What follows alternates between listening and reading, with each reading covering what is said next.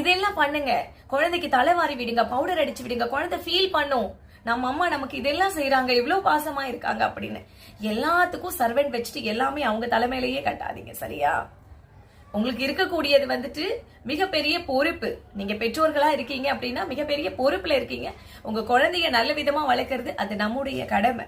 அதனால இப்ப இருக்கக்கூடிய இந்த வாலிப பசங்க கெட்டது பண்றாங்க அப்படின்னா, சரியான பாதையில நடக்கல அப்படின்னா அதுக்கு காரணம் வந்து அவங்க நட்பு வட்டாரங்கள்லாம் கிடையாது. சேர்க்கை சரியில்லை அப்படின்னு ஒரு வார்த்தையில நம்ம சொல்லிட்டு போயிடுவோம். சேர்க்கை எல்லாம் கரெக்டா தான் இருக்கு, பெற்றோர்கள் தான் சரியில்லை. நீங்க கரெக்டா நீங்க கூப்பிட்டு உட்கார வச்சு பேசுங்க. அவங்க மனசுல என்ன இருக்கிறதோ நீங்க உங்களோட ஷேர் பண்ணட்டும். அவன் எதுக்காக நண்பர்களை தேடி போறான்? நீங்க சரியில்லை, நீங்க டைம் கொடுக்கல அப்படின்றதுனால தானே நண்பர்கள் கிட்ட போறான். அங்க போயிட்டு தானே கெட்டு போறதுக்கு அதிகப்படியான வாய்ப்புகள் இருக்கு. அதனால ஈஸியா ஒரு குழந்தை சரியில்லை அப்படின்னா அடுத்தவங்க மேல வந்துட்டு பழிய சுமத்தா